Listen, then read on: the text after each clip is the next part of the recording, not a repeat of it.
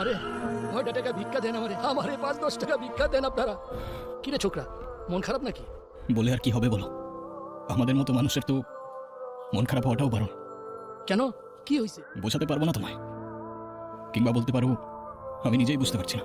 মনে করো আমি কোনো কিছুর পিছে ছুটে বেড়াচ্ছি, আর সেটা আমার থেকে ছুটে পালাচ্ছে।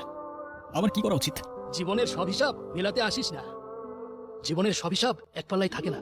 লেগে থাক, ভাগ্যের উপর বিশ্বাস রাখ, সময় হলে সব ঠিক হয়ে যাবে। হাই, হাই, কেমন আছো তুমি? ভালো আছি। তুমি কেমন আছো?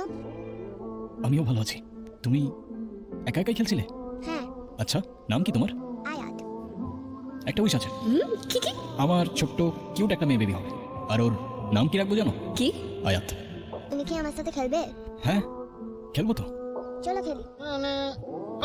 আপনার সাহস তো কম না, আপনি আবার এখানে আসছেন? না না, আমি কিছু করি নাই তো ভাই, আমি তো শুধু মিয়া, আপনি কার পারমিশন নিয়ে ভিতরে ঢুকছেন? আপনার আজকে পুলিশে দেবো, কোনো সালাসালি নাই। চলো চলো থামেন। চলো। এত চিল্লাচিল্লি করছেন কেন? আমি ওনার সাথে কথা বলছি, আপনি যান। কি উদ্দেশ্যে আসছো তুমি, বলো। কোনো উদ্দেশ্য নিয়ে তো আসি নাই আমি। সাইবা, আমি তোমাকে কত খুঁজছি, কোথায় কোথায় খুঁজি নাই আমি তোমাকে। আমি খুঁজতে বলেছিলাম তোমাকে? বলেছিলাম আমি খোঁজার জন্য? কেন খুঁজেছো? এত বছর পর কথা হচ্ছে, আর তুমি এভাবে কথা বলতো আমার সাথে। আর কিভাবে কথা বলবো? হ্যাঁ, কে তুমি? আমি আমি কে? হ্যাঁ, কেউ না, আমি ঠিকই বলছো। আচ্ছা সাইবা, আমি কি এমন ভুল করছিলাম যে আমাকে এতগুলো বছর মাফ করতে পারো নাই তুমি? আমি মাফ করার কে? আর আমি কেন তোমাকে মাফ করবো? এত কিছু হওয়ার পর তো আমি আমার বাবাকে নিয়ে চলে এসেছিলাম। তুমি কেন আবার পিছু পিছু চলে এসেছো? কি চাও তুমি? একটু কথা বলতে চাই ব্যাস, আর কিছু চাই না আমি। সেদিনের পর থেকে তোমার সাথে আর আমার কথা বলার কোনো ইচ্ছা নাই। আর দয়া করে আমার সামনেও আসবে না, আর আমার মেয়ের আশেপাশেও থাকবে না।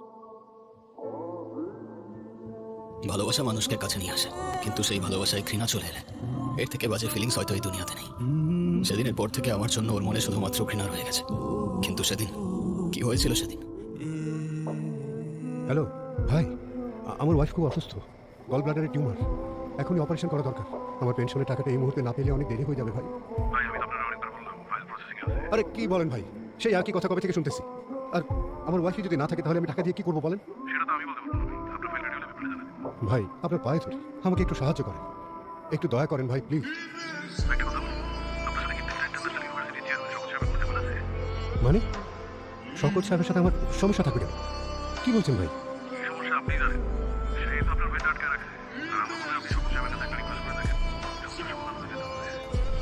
হ্যালো,